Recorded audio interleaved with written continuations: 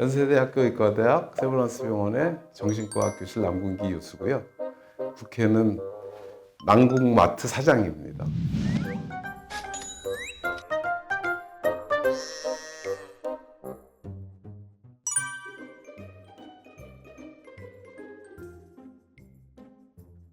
그런 말 아세요? 우리 회사에 또라이가 한 명도 없으면 네가 또라이였습니다.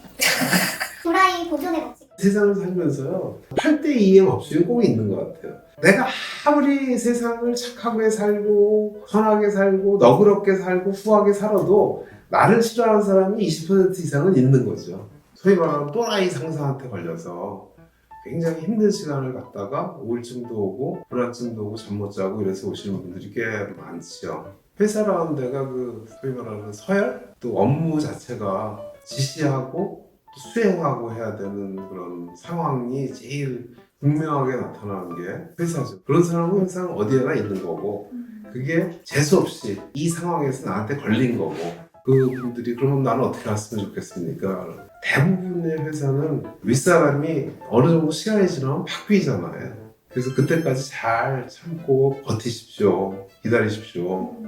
만약에 딱 2명이 있는 회사예요. 나는 그 사람 밑에 영원히 있어야 돼요. 근데 우울하고 잠도 못 자고 그래. 그러면 그때는 이제 뭐 회사 바꾸는 걸 생각해 보십시오. 그 사람은 안 바뀔 테니까.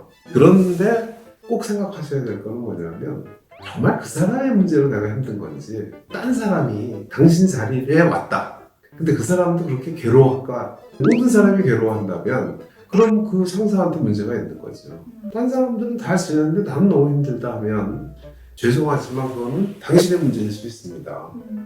사람들은 그렇게 힘들면 다 그건 저도 마찬가지고 환자분도 마찬가지인데 다 일단은 1차적으로는 상대의 문제를 자꾸 생각하게 됩니다.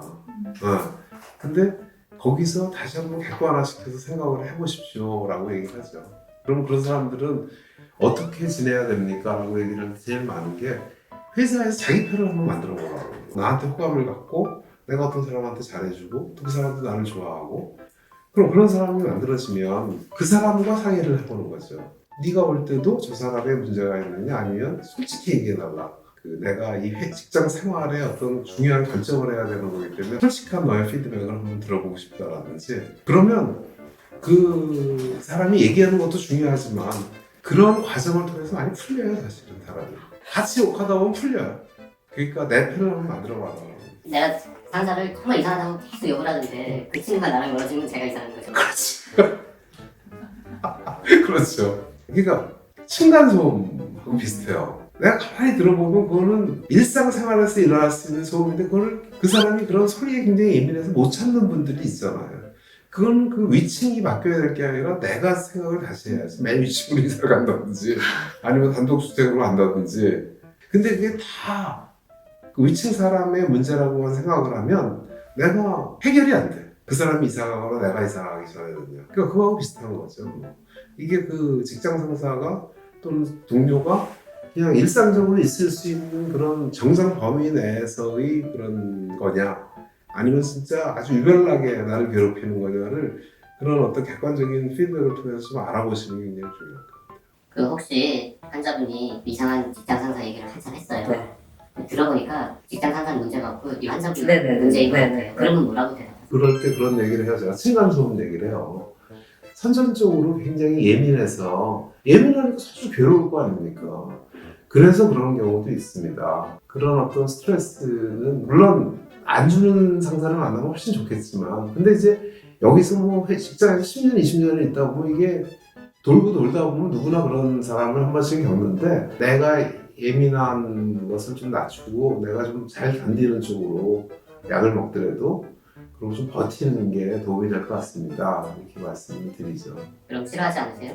그거를 뭐 처음부터 오자마자 그거 뭐 당신 문제요 이렇게 얘기는 안 하니까 그 뭐 이럴 때는 어떻습니까 저럴 때는 어떻습니까 얘기를 하고 나서 근데 그것까지 그렇게 하는 거는 너무 좀 예민하신 것 같아요. 뭐 이 정도로 접근을 하죠. 보통 이제 병원에 올 정도면 나를 괴롭히는 상사 때문에 괴로워요 갖고는 병원에 안 와요.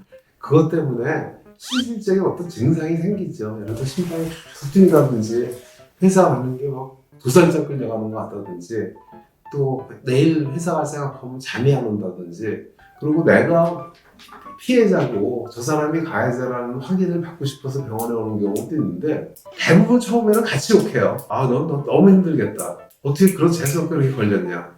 근데 이제 그게 몇 번 지나가다 보면 이제 나의 예민성과 그 사람의 무모함이 합쳐져서 문제가 되는 거잖아요. 그럼 그 사람의 그런 막하는 것을 통제할 수 없으면 나의 예민성이라도 조금 무디게 만들어주면 내가 받는 그 힘듦이 조금 줄어들지 않겠냐라고.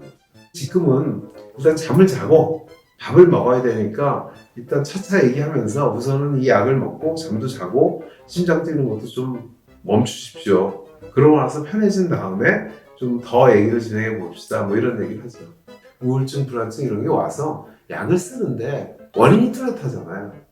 그럼 그 문제에 대해서 약으로서 그 증상을 완화시켜주면서 해결할 수 있는 방법을 환자하고 둘이 찾아가야 되잖아요. 그럴 때 이제 얘기하는 게 사람이요. 모르면 불안해요. 근데 알면 덜 불안해. 설사 그게 이거는 내가 너무 예민해서 그렇다는 거라도 알면 그럼 덜 불안해진다. 근데 그거 모르고 저 사람이 잘못하는 거지 내가 잘못하는 건지 모르겠고 내가 왜 이러는지도 모르겠고 이럴 때가 제일 불안한 거거든 사람은. 확실하게 그건 그 상사의 문제니까 피해 다니십시오. 똥 밟으신 겁니다. 그러면 닦아야 되겠구나. 근데 뭐가 끈적끈적은 한데 왜 끈적끈적하지 모를 때 제일 불안한 거거든 사람이. 명료화라고 그러죠. 명료화 시키는 과정만 통해서도 훨씬 더 감정적인 무게가 줄어들 수 있다.